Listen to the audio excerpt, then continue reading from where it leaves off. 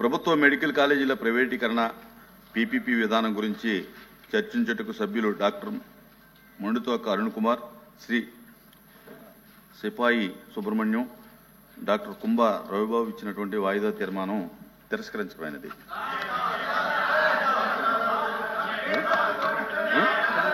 Papers including the list of business are deemed to have been laid on the table of the House.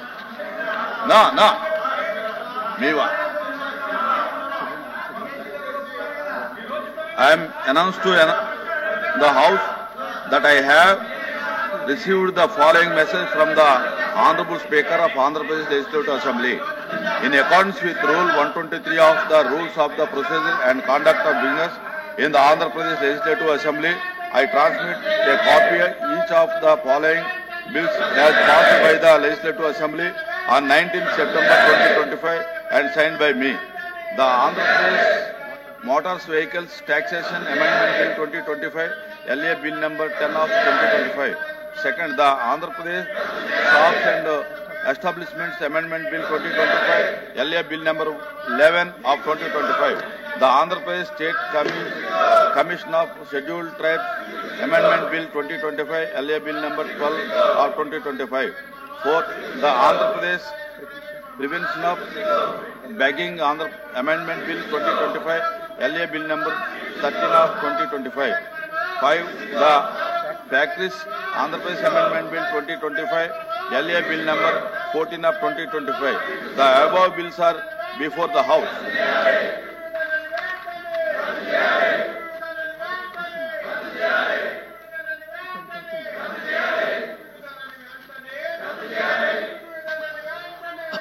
Please, దయచేసి కూర్చోండి.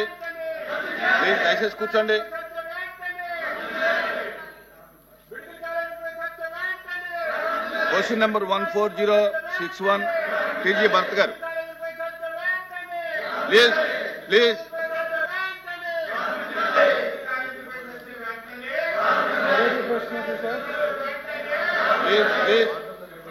మొదటి ప్రశ్నకి సమాధానం 20 లక్షల జాబులు బై 2029 ఇస్తామని చెప్పి కమిట్మెంట్ ఇవ్వడం జరిగింది. సో 29 లోపల 20 లక్షల జాబ్స్ కల్పిస్తాం అధ్యక్ష. అలాగే కంటిన్యూ వింటే చెప్తాను. రెండో ప్రశ్నకు సమాధానం బిఎస్సీలో ఒప్పుకున్నమాట వాస్తవం అంటే ఇవాళ అనేది కాదు కదా. మొత్తం ఎన్ని జాబ్స్ అంటే దాదాపు 4,55,937 జాబ్స్ ఇవ్వడం జరిగింది. దాంట్లో మెగా డిఎస్సి నుంచి 15,941 అంటే 16,000 ఇవ్వడం జరిగింది నోటిఫికేషన్. సెలెక్ట్ అయినది 15,941. అలాగే వేరియస్ గవర్నమెంట్ డిపార్ట్మెంట్స్ నుంచి 9,093. దాంట్లో రెగ్యులర్ ఎంప్లాయ్మెంట్ 4,179, కాంట్రాక్ట్ ఏమో 2,046, అవుట్ సోర్సింగ్ వచ్చి 2,868. వేరియస్ డిపార్ట్మెంట్స్ నుంచి అంటే దాదాపు 3,48,000 ఎంప్లాయ్మెంట్ రావడం జరిగింది మన గవర్నమెంట్ వచ్చిన తర్వాత. ఇది కాక అధ్యక్ష జాబ్ మేళాస్ నుంచి 82,012 జాబ్స్ ప్రొవైడ్ చేయడం జరిగింది. మూడో ప్రశ్నకి డిస్ట్రిక్ట్ వైజ్ పర్టిక్యులర్స్ వచ్చి మెగా డిఎస్సి నుంచి 15,941 జాబ్స్ ఇవ్వడం జరిగింది.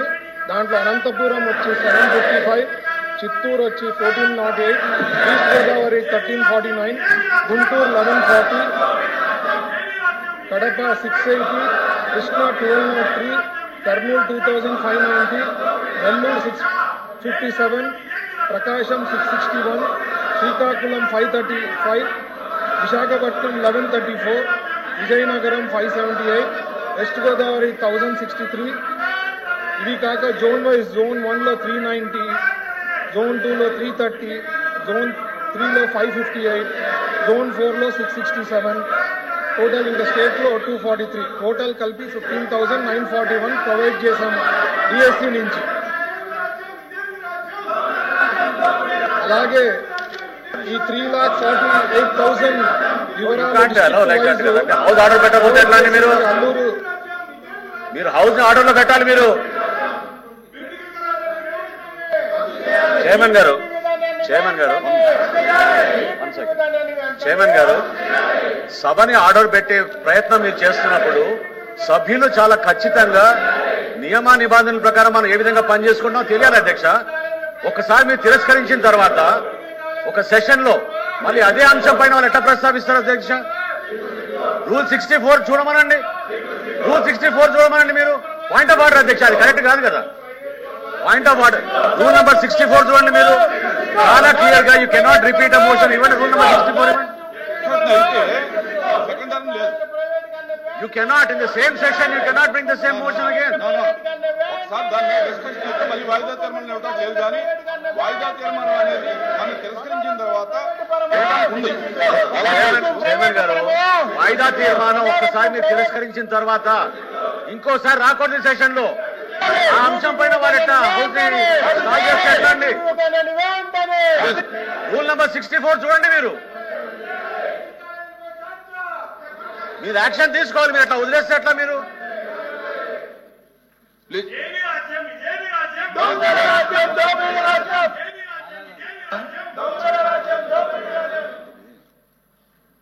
గౌరవ మంత్రి గారు మనోహర్ గారు కూడా ఇంతకుముందు కూర్చోండి. ఇంతకుముందు ఆయన కూడా స్పీకర్ చేశారు. రూల్ కూడా చెప్పారు 264. దానికి ముందు కూడా ఆలోచన చేసుకోవాలి. మన సాంప్రదాయాలు, మన కన్వెన్షన్స్ ఏ విధంగా ఉన్నాయి. బీఎస్సీలో నిర్ణయం తీసుకున్న తర్వాత బీఎస్సీని దాన్ని డివైడ్ అయ్యి దాని నుంచి బిజినెస్ తేకుండా కూర్చోమ్మా నీకు ఇస్తారు తర్వాత తేకుండా మరి ఏ విధంగా వాళ్ళు అయ్యారని అధ్యక్ష?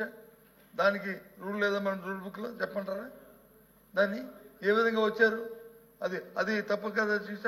అందుకు కాబట్టి దయచేసి ముందు ఏదైతే మా డిమాండ్ ఉందో బీఎస్సీలో ఏదైతే మనం అంగీకరించామో ఆ డిబేట్ ని జరిగి తీరాలి అనేది మా డిమాండ్.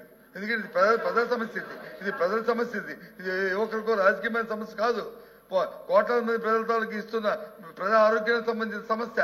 వాళ్ళందరూ ఎంత ఇబ్బంది పడుతున్నారో ఈ సమస్య. కాబట్టి జరగాలి డిబేట్ జరగాలి. మీరు తీసుకున్న నిర్ణయం ప్రజా వ్యతిరేకంగా రద్దవ్వాలి. అప్పుడే ముందుకెళ్తాం. అంతేగాని మాకు ఇంకో దురుద్దేశం లేదు. చైర్మన్ గారు అధ్యక్ష మెడికల్ కాలేజెస్ ఇష్యూ మీద షార్ట్ డిస్కషన్ ఒప్పుకోవడం జరిగింది. బిజినెస్ అడ్వైజరీ కమిటీలో కూడా ఓకే చేశాము. కానీ group A group B ministers ఉండటం వల్ల కొద్ది క్లాష్ వచ్చింది. దాని గురించి ఈరోజు కన్ఫర్మ్ చేస్తామని కూడా ఆ రోజు చెప్పాము. ఈ లోపు మీరు బీఎస్సీ మీటింగ్ పెట్టారు. ఆ మాత్రం కూడా మీరు ఆలోచించకుండా ఈ రకంగా సభని సజావుగా నడవకుండా చేయడం ఏంటి? అమ్మా రాజేంద్ర ప్రసాద్ గారు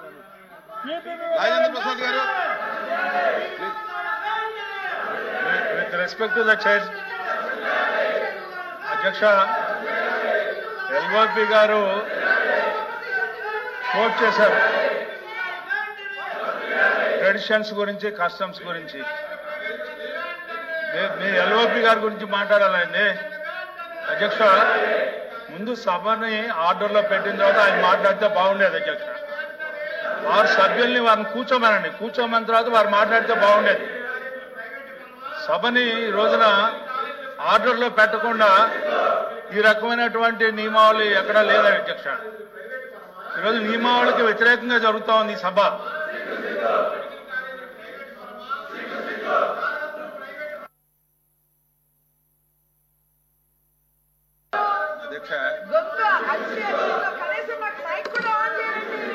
అధ్యక్ష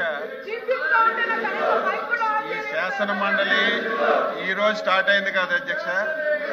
గత ప్రభుత్వంలో కూడా శాసన మండలి ఉంది. తమరే అధ్యక్షులు ఉన్నారు.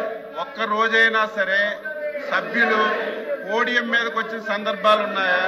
సభ్యులు మీ దగ్గరికి వచ్చినప్పుడు సభ జరపడం అనేది పద్ధత. సభను అదుపులో పెట్టండి అధ్యక్ష.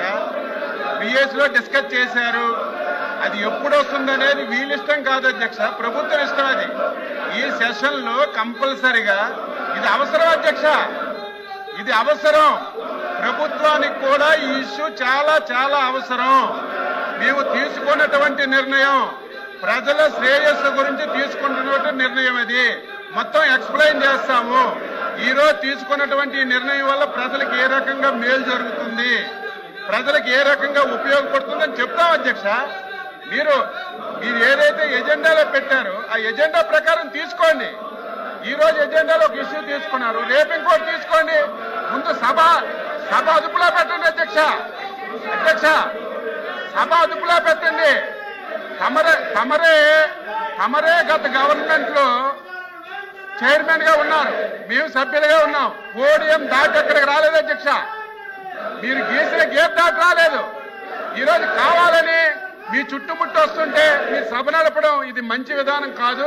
దయవుంచి మీ పవర్స్ ఉపయోగించండి, సభ సజావుగా జరగడానికి సహకరించమని చెప్పి కోరుతున్నాం అధ్యక్ష.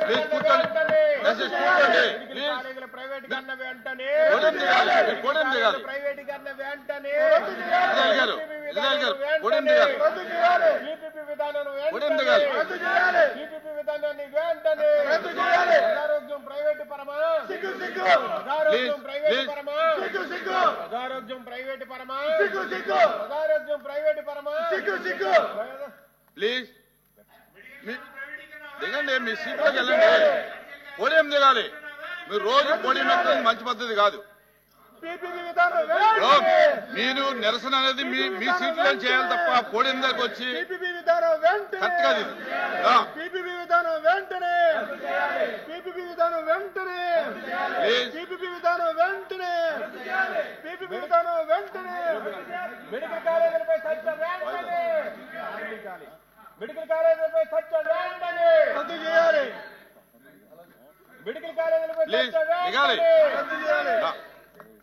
మెడికల్ కాలేజీలపై చర్చ వెంటనే, మెడికల్ కాలేజీలపై చర్చ వెంటనే, మెడికల్ కాలేజీలపై చర్చ వెంటనే, మెడికల్ కాలేజీలపై చర్చ వెంటనే, మెడికల్ కాలేజీలపై చర్చ వెంటనే. ఎల్ఓపి గారు చెప్పాలి, మీ సభ్యులకి సీట్లో కూర్చొని నిరసన తెలియజేయమనండి. మాటి సైలెంట్ గా ఉంటాం. మేము మాట్లాడితే సైలెంట్ గా ఉంటాం. విధానం కాదు ఇది, పద్ధతి కాదు అధ్యక్ష. ఇదేం పద్ధతి ఇదేం పద్ధతి అధ్యక్ష? అపోజిషన్ లీడర్ మాట్లాడినప్పుడే సైలెంట్ గా ఉంటాం. మేము మాట్లాడినప్పుడు మనం చేస్తామంటే పద్ధతి ఎక్కడ ఉంటుంది? అది ఒకసారి గత సభ ఎలా జరిగిందో ఒకసారి చూపించండి అధ్యక్ష.